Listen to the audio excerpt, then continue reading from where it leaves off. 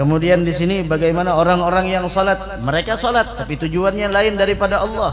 Allah mengatakan fawailul lil musallin alladzina hum an salatihim sahun. Hati-hati, alladzina hum yura'una wa yamna'una ma'un. Bahkan orang yang ria ini adalah sifat orang munafik. Innal munafiqina fid darakil asfali minan nar. Sampai disebutkan di dalam Al-Qur'an bahwasanya Allah Subhanahu wa taala berfirman, innal munafiqina yukhadi'una Allah wa huwa khadi'uhum wa idza qamu ila sholati qamu kusala yura'una an-nasa wa la yadhkuruna Allah illa qalila. Orang munafik itu, mereka di antara sifat yang paling pertama ketika mereka ingin menipu Allah, bahwasanya Allah sifatkan di dalam Al-Qur'an yura'una an-nas. Idza qamu ila shalah, kalau udah salat malasnya luar biasa. Qamu kusala, mereka malas. Kalaulah salat kusala, malas. Yura'una an-nas, mereka itu hanya menampakkan amalnya di hadapan manusia. Dan tanda orang munafik tidak senang dengan mengingat Allah. Wala yadhkuruna Allah illa qalila. Mudabdabina baina dzalik. La ilaha illa wa la ilaha illa wa la ilaha illa wa hakala. Dari karenanya siapa orang yang mana puasa tujuannya adalah selain daripada Allah, maka dia sungguh telah berbuat syirik. Siapa orang yang sholat bersedekah tujuannya selain daripada Allah, syirik.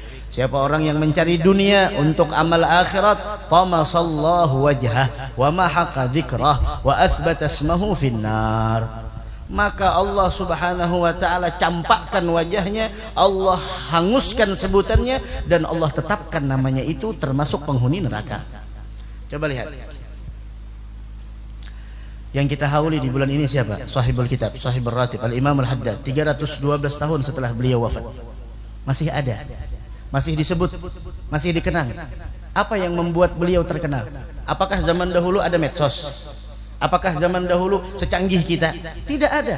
Tapi karena keikhlasan mereka, maka Allah tetapkan namanya, Allah viralkan namanya, sehingga disebutkan oleh disebutkan oleh Al-Imam Al-Habib Ali bin Muhammad bin Husain Al-Habsyi bagaimana tentang kemuliaan Al-Imam Al-Qutb Al-Habib Abdullah bin Alawi bin Muhammad Al-Haddad. Bagaimana di sana beliau mengatakan tentang kemuliaan yang dimiliki oleh Al-Imam Al-Haddad, bagaimana diakui oleh Al-Habib Ali Al-Habsyi, Allahu azharahu li naf'i ibadihi wa agamahu lin nushi wal irsyadi garrat biha ainun nabiyyi Muhammadi wa huwa lahu min ahsanil auladi. Disebutkan, coba lihat kalau kita ini yang ada di bulan ini, di bulan Dzulqa'dah, sahibul ratib, siapa yang memviralkan beliau? Kan tadi orang yang syirik, amalnya tujuannya adalah selain daripada Allah, Allah campakkan di wajahnya, Allah hanguskan sebutannya, dan Allah tetapkan namanya termasuk penghuni neraka. Tapi lihat Al-Imam Al-Haddad, dari semenjak beliau wafat sampai saat ini berapa ratus tahun, akan tetapi sebutannya masih ada, kitabnya masih dibaca. Tidak ada yang membuat mereka seperti itu melainkan karena keikhlasan mereka. Fallahu azharahu, Allah yang memviralkan mereka, Allah yang mentenarkan mereka, linaf'i ibadihi, untuk memberikan manfaat kepada hamba-hambanya. Kalau sudah Allah yang mentenarkannya, kalau sudah Allah yang memviralkannya, kenapa ada di antara hamba Allah yang tidak senang dengan ketenaran seseorang? Ketika seseorang tidak menyukai dengan ketenaran orang lain, itu menunjukkan dia seakan-akan mengatakan kepada Allah, wahai Tuhan, engkau telah keliru di dalam mentenarkan seseorang. Allahu azharahu li naf'i ibadihi, untuk memberikan manfaat buat orang lain. Macam-macam di akhir zaman, orang tenar sedikit, dikata-katain, dihina-hinakan, begini-begini dan lain sebagainya. La ilaha illallah. Allahu azharahu li naf'i ibadihi wa agamahu lin nushi wal irsyadi. Bagaimana beliau memberikan nasihat dan memberikan petunjuk kepada hamba-hamba Allah Subhanahu wa taala. Dari karenanya, kapankah seseorang itu sukses? Mata yafugut talib. Kapan seseorang itu sukses? Seseorang itu dikatakan telah mendapatkan kesuksesan yang sejati ketika dia bergembira dan bahagia ketika melihat kesuksesan yang didapatkan oleh orang lain. Ada sukses. Selama dia masih sakit hati dengan kesuksesan orang lain, belum sukses. Setebal apapun dasimu,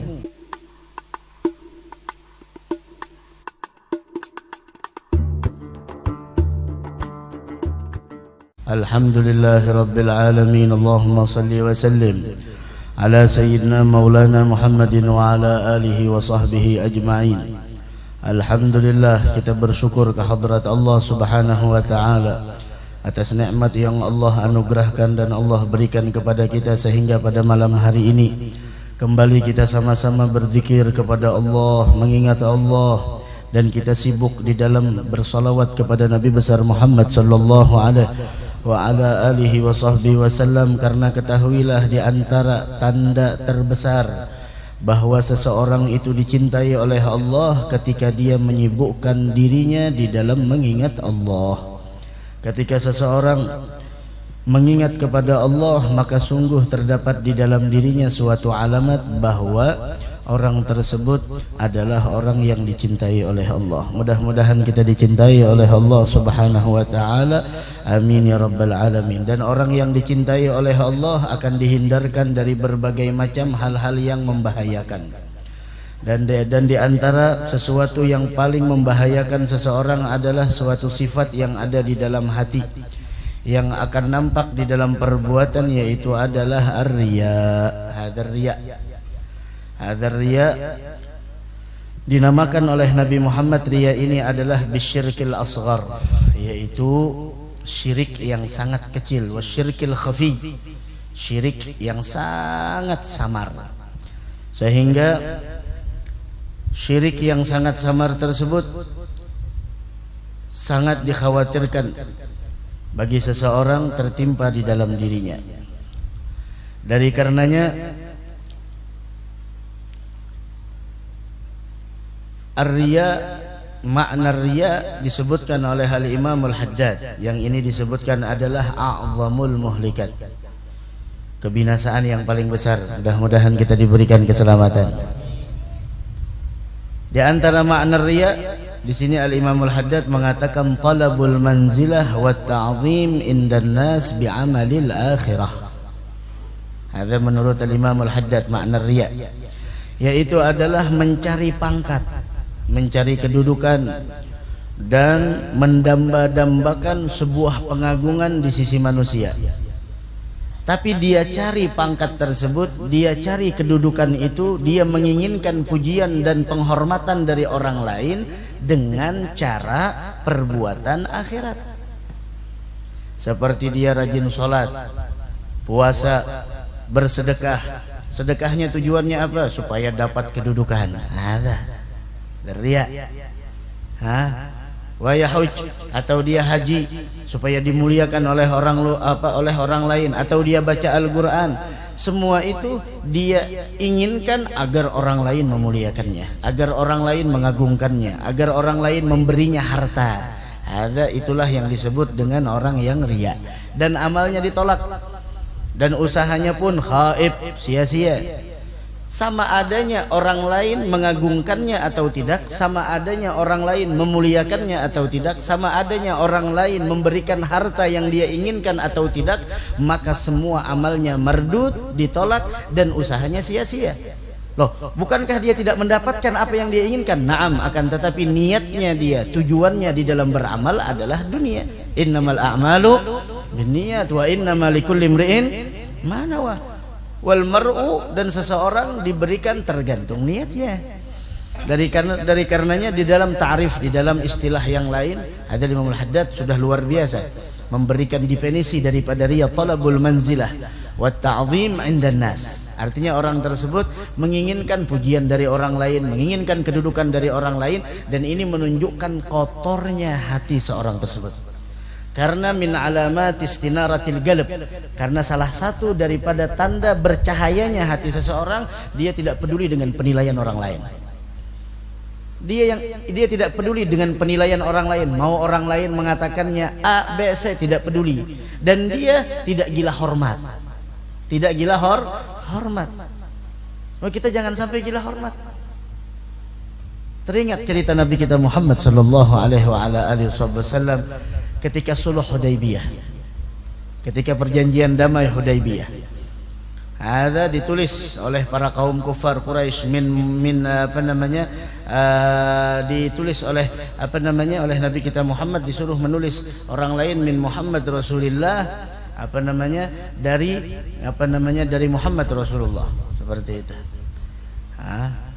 Kemudian Suhail bin Amr sebelum beliau masuk Islam, kata Suhail bin Amr, ini hapus Rasulullah, ganti dengan Muhammad bin Abdullah.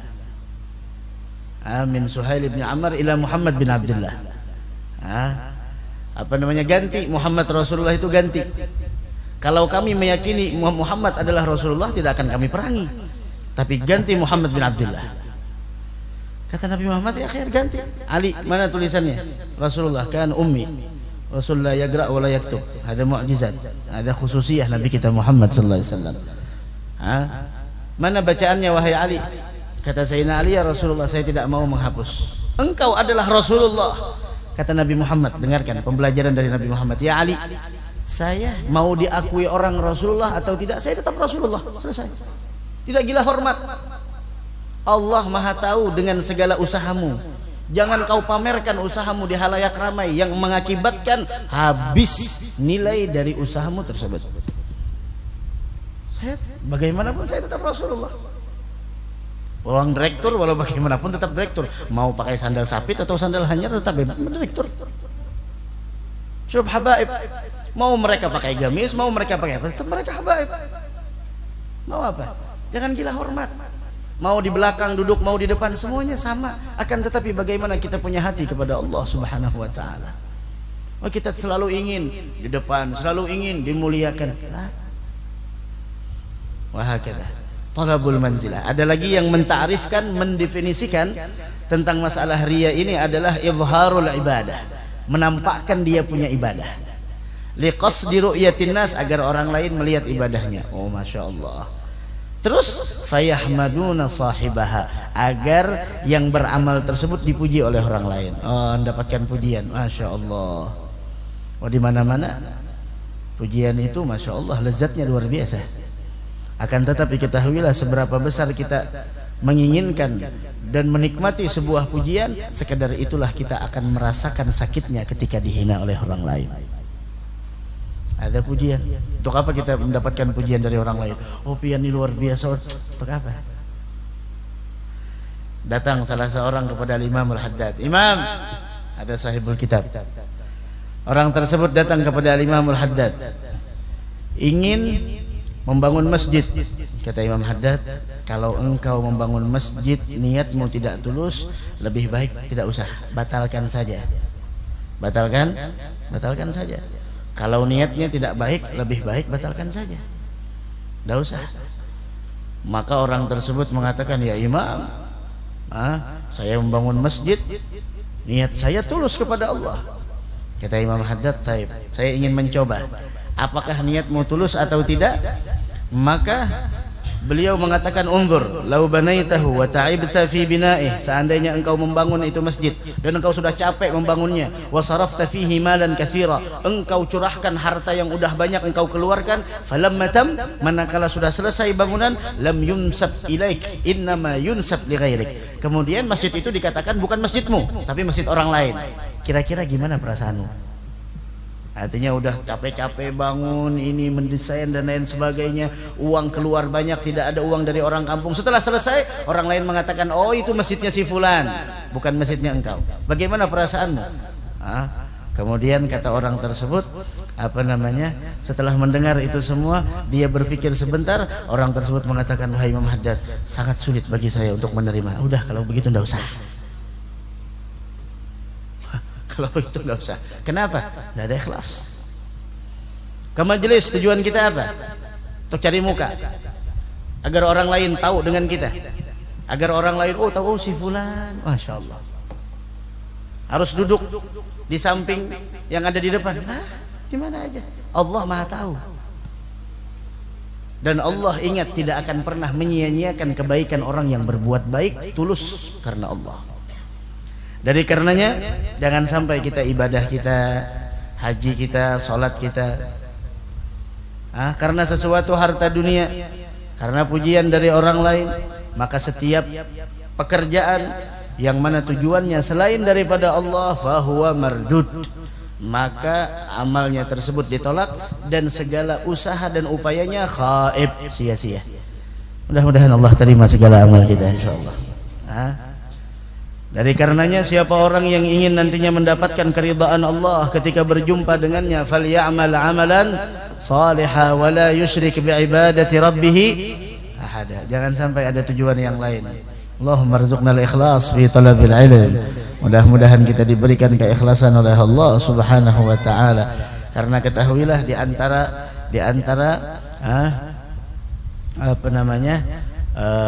tariqah kami Sadah Al-Ba'alawi, ketika Imam Al-Haddad ditanya oleh murid kesayangan beliau Al-Habib Ahmad bin Zain Al-Habsyi sahibul Hawta, ketika ditanya apa tariqahnya Sadah Al-Ba'alawi, beliau mengatakan tariqahnya Sadah Al-Ba'alawi al-ilm wal-amal wal-khawf wal-wara' wal-ikhlas. Ada 5 tariqahnya kita orang. 5, al-ilm, harus punya bekal ilmu. Setelah punya ilmu diamalkan.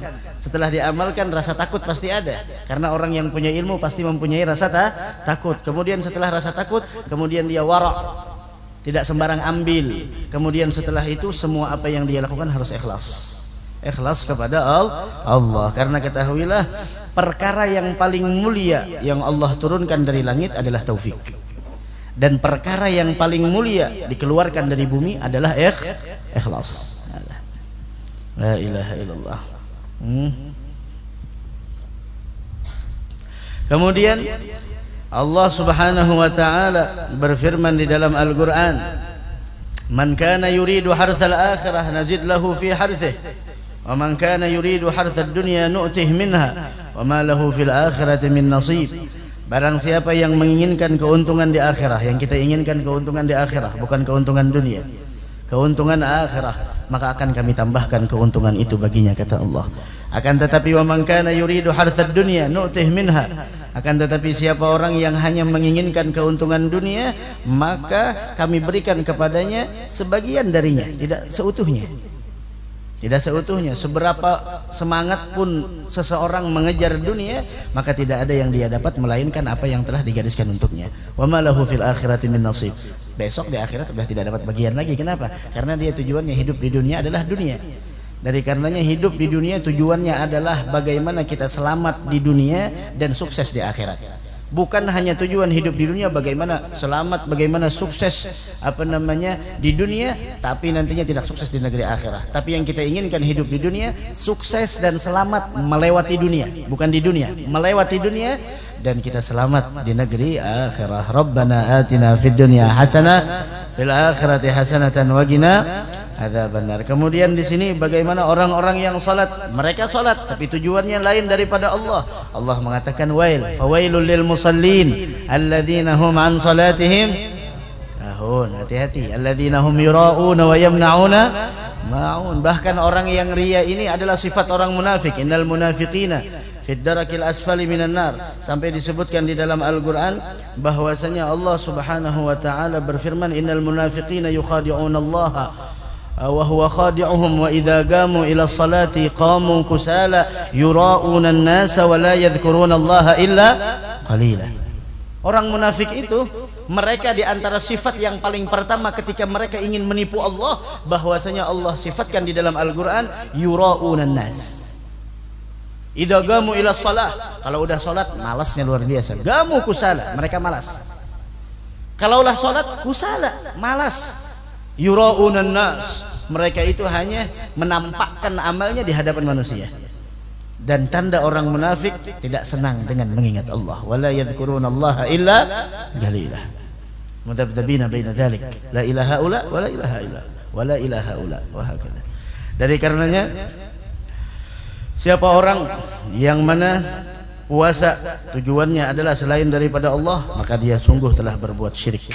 Siapa orang yang sholat bersedekah tujuannya selain daripada Allah, syirik. Siapa orang yang mencari dunia untuk amal akhirat, tamasallahu wajhah wa mahaqa dzikrah wa athbata ismahu finnar, maka Allah Subhanahu wa taala campakkan wajahnya, Allah hanguskan sebutannya, dan Allah tetapkan namanya itu termasuk penghuni neraka.